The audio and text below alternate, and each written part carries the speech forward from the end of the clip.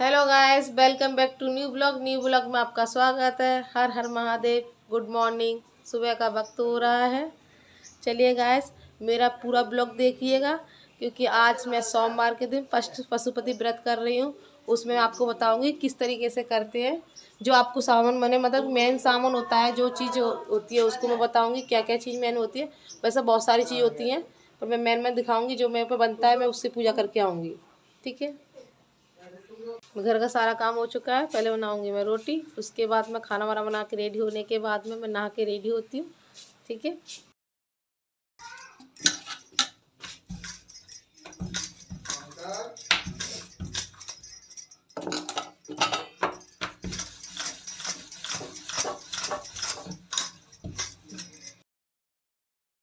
पशुपति व्रत करते हैं तो उसमें आप अपनी मनोकामना पहले भी बोल सकते हो। व्रत को अगर आप पहले ही व्रत रख सकते हो कि हमारी मनोकामना पूरी हो जाए, हम व्रत रखेंगे। पर मैंने जो 1 साल पहले बोल रखे थे, इसलिए मैं आप उनके व्रतों को पूरा कर रही हूँ। आप चाहो तो आप पहले भी व्रत कर सकते हो कि हमारी ये मनोकामना पूरी है। भगवान सुनते जाओ। गाइस देखिए, मैं नहा धो के रेडी हो चुकी हूँ। अब मैं बनाऊंगी पूजा के लिए थाली। थाली में वैसे 5 चीज़ों का बनता है, जो दूध, दही, शहद, चीनी, घी का होता है। उसे आप मतलब कि चाहो तो अलग अलग ले आ सकते हो, चाहो तो आप साथ में एक साथ में भी ले आ सकते हो। पर मैं एक साथ में ले आती हूँ क्योंकि अलग अलग मतलब कि नहीं हो पाता है, तो साथ में सही रहता है। पहले इसमें दूध है, इस कटोरी में मैं ऐसे में डालूंगी दही। दही थोड़ा जम नहीं पाया है, पर गाय का दूध का ऐसे वैसे भी दूध दही था, पर मैं गाय का दूध का शुभ मानते इसलिए गाय का दूध का है ये। अब इसमें डालेंगे थोड़ा सा शहद। शहद डालने के बाद इसमें डालेंगे घी और हल्के चीनी के दाने। ये 5 चीज़ हो जाएंगी। और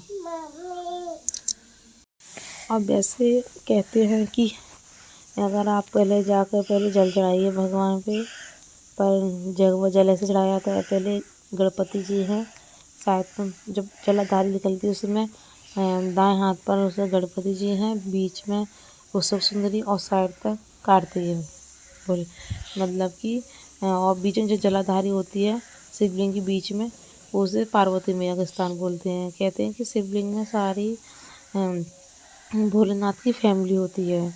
तो पहले आप जल चढ़ाओ तो जाकर पहले सीधे हाथ पे गणपति जी पे चढ़ाइए, फिर बीच में, फिर अशोक सुंदरी पे, फिर अशोक सुंदरी के बाएं साइड से कार्तिकेय मैया पे, इस साइड से गोल जलाधारी करके तब भोलेनाथ पे चढ़ाया जाता है। जल का ये तरीका होता है। अब ये चढ़ाने के बाद थोड़ा सा जल चढ़ाने के बाद में आप ऐसा भी कर सकते हो, आपको 5 इनाम बनाना है तो एक एक करके बना सकते हो। तो मैं 7 और 5 और डाल देती हूँ साथ में, फिर उसके बाद में जल डालती हूँ। अगर आपको नहीं ऐसा करना है तो आप ऐसा कर सकते हो कि पहले जल चढ़ाइए, फिर दूध चढ़ाइए, फिर जल चढ़ाइए, फिर दही चढ़ाइए, फिर जल चढ़ाइए, फिर शहद चढ़ाइए, फिर जल चढ़ाइए, फिर घी चढ़ाइए, फिर जल चढ़ाइए, फिर चीनी दाने चाहिए। फिर मैं ऐसा नहीं करती हूँ, मैं 5 का बना कर ले जाती हूँ।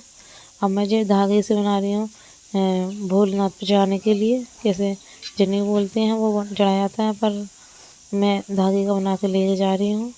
और आप अगर बेलपत्री है तो आप बेलपत्री चढ़ा सकते हैं। मैं बेलपत्री 2 ले जा रही हूँ, एक भोलेनाथ पे लगाऊंगी, एक अशोक सुंदरी के स्थान पे लगाऊंगी। और उसमें थोड़ा सा आप चंदन ले सकते हो, सिंदूर ले सकते हो। चावल के दाने होने चाहिए उसमें, टूटे हुए चावल के दाने नहीं होने चाहिए। हाँ, चावल के दाने टूटे नहीं मानने आते हैं। साबुत चावल अखंडित होते हैं, टूटे चावल के दाने। तो मैंने दिया तैयार कर लिया मैंने अपना। पशुपति व्रत का महत्व होता है, अगर जब आप पूजा कर रहे हो तो एक ही मंदिर में पूजा की जाती है। जैसे कि आप अगर एक मंदिर में आज जैसे कि आपने पहला व्रत यहाँ कर लिया, तो आप दूसरा व्रत कहीं नहीं कर सकते। आप इसी मंदिर में पूजा कर सकते हैं जिस मंदिर में आपने पहला व्रत किया है। 5 व्रत आपको एक ही मंदिर में करने होंगे। और ये भी एक नियम है, पशुपति भगवान का नाम लेके गया था क्योंकि मतलब कि भोलेनाथ में के 5 व्रत माने आते हैं। 5वें व्रत में उसका उद्यापन हो जाता है। 5वें व्रत में मेरे पे इतना ही लेके जाती हूँ मैं, चंदन सिंदूर थोड़ी अच्छक, मतलब अच्छक चावल को बोलते हैं। तो मैं चावल को पहले देखूँगी इसमें कि अखंडित तो नहीं, टूटे हुए तो नहीं है। साबुत चावल के दाने रखूँगी। हाँ, व्रत में ये है कि आप दिन में एक बार फरार कर सकते हो, कुछ भी खा सकते हो, मतलब फल खा लो, चाय पी लो, दूध पी लो, कुछ भी खा सकते हो। और शाम को पूजा का महत्व होता है, आपको दिन डूबने से पहले पूजा की जाती है। इसमें आपको 6 घी के दिए लेके जाने पड़ते हैं और आप एक प्रसाद बना लीजिए थोड़ा सा, जिससे आप मतलब कि उस प्रसाद को घर पर नहीं छोड़ते हैं, पूरा ले जाकर हम पूरा मंदिर ही ले जाएंगे। एक बर्तन में कर लीजिए, आप कटोरी में किसी में बड़ी से उसमें कर लीजिए, थोड़ा सा बनाते हैं और वहाँ पर जाकर आपको 3 प्रसाद के करने पड़ते हैं, मतलब कि 3 मतलब दोना ले जाइए, 3 आप उनमें प्रसाद कर लीजिए। 2 प्रसाद भगवान मंदिर में छोड़ के आने पड़ते हैं, एक घर पे लाना पड़ता है। और एक और चीज़ है कि उसमें मतलब कि घी के दिए 6 ले जाते हैं, उसमें आपको 6 दिए आपको वहाँ भोलेनाथ के इस मंदिर में रखने पड़ेंगे। प्रसाद के 3 खंड किए जाते हैं, वो भी रखने पड़ेंगे। देखो मेरी थाली रेडी हो चुकी है, अब शाम के प्रसाद के लिए भोग बना रही हूँ, वो बता रही हूँ मैं आपको। ये देखिए मैंने 6 दिए बताए थे और 6 दिए रखने पड़ते हैं मंदिर में और प्रसाद के 3 खंड किए जाते हैं, उसमें 2 भगवान को मतलब कि भोग लगाकर वहीं पर छोड़ दिए जाते हैं और एक आपको लाना पड़ता है घर पे। यही मेरा ब्लॉग है। हाँ, पशुपति व्रत करना है तो आप इस तरीके से कर सकते हो। चलिए गाइस, यहीं ब्लॉग को एंड करती हूँ और मैं जा रही हूँ शाम की पूजा के लिए। पूजा मेरे सुबह की पूजा हो चुकी थी, मैंने बताया तो वो थाली हो रेडी हो चुकी थी। ये है मेरी शाम की पूजा की थाली। अब मैं जा रही हूँ पूजा करने के लिए।